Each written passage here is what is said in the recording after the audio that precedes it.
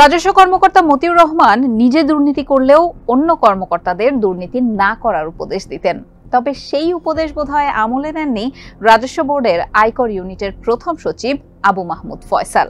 দুর্নীতি দমন কমিশন দুদকের অনুসন্ধানে তার হাজার কোটি টাকার অবৈধ সম্পদের খোঁজ মিলেছে।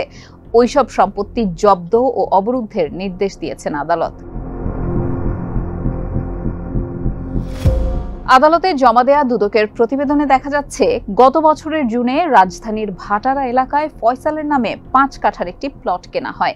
নারায়ণগঞ্জের রূপগঞ্জে আলাদা 3টি দলিলে কেনা হয় 8 কাঠার বেশি জমি। এছাড়া খিলগাঁওয়ের নন্দীপাড়াতে জমি রয়েছে তার নামে। রাজধানীর ভাটারায় ফয়সালের স্ত্রী আফসানা জেসমিনের নামে কেনা হয়েছে 5 কাঠার একজোড়া প্লট।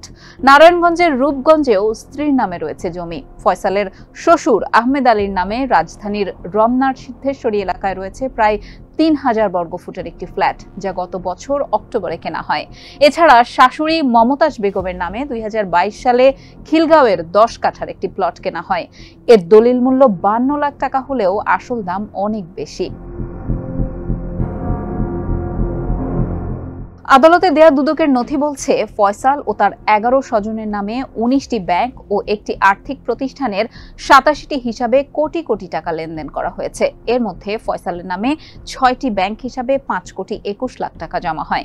ফয়সালের স্ত্রী আফসানা জেসমিনের 5টি ব্যাংক হিসাবে জমা হয় 2 কোটি 25 লাখ টাকা। ফয়সালের শ্বশুর আহমেদ আলীর 8টি ব্যাংক হিসাবে 11 কোটি 57 লাখ টাকা জমা হয়। আর ফয়সালের শাশুড়ি মমতাজ বেগমের নামে 10টি ব্যাংক হিসাবে 7 কোটি টাকা। এছাড়া ফয়সালের শ্যালক আফতাব আলীর 6টি ব্যাংক হিসাবে 1 কোটি 55 লাখ টাকা জমার তথ্য পেয়েছে দুদক।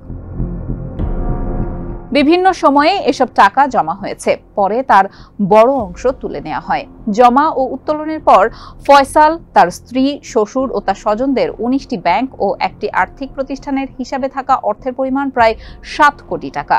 এছাড়াও আদালত ফয়সাল ও তার স্ত্রী এবং আত্মীয় স্বজনদের কাছে থাকা 2 কোটি 55 লাখ টাকার সঞ্চয়পত্র অবরুদ্ধের আদেশ দিয়েছেন। ফয়সাল 2005 সালে বিসিএস কর ক্যাডারে সহকারী কর কমিশনার হিসেবে রাজস্ব বোর্ডে যোগ দেন। বর্তমানে তিনি এনবিআর এর আয়কর বিভাগের ট্যাক্সেস লিগ্যাল অ্যান্ড এনফোর্সমেন্ট উইংয়ে প্রথম সচিব হিসেবে দায়িত্বে রয়েছেন। ক্ষমতার অপব্যবহার ও ঘুষ লেনদেনের মাধ্যমে বিপুল সম্পদ অর্জনের অভিযোগে গত বছর তার বিরুদ্ধে অনুসন্ধান শুরু করে দুদক। প্রাথমিক অনুসন্ধান শেষে গত বৃহস্পতিবার ফয়সাল ও তার আত্মীয় স্বজনের নামে সম্পদের বিবরণী আদালতের কাছে তুলে ধরে সংস্থাটি। এতে বলা হয়েছে, ফয়সাল ঘুষ ও দুর্নীতির মাধ্যমে বিপুল এই সম্পদ অর্জন করেছেন।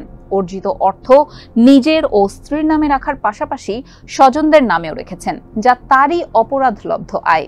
এই অপরাধলব্ধ আয় লুকানোর জন্যই স্বজনদের নামে 700টির মতো ব্যাংক হিসাব খুলেছিলেন ফয়সাল। এর মধ্যে 87টির লেনদেনের সুনির্দিষ্ট তথ্য পেয়েছে দুদক।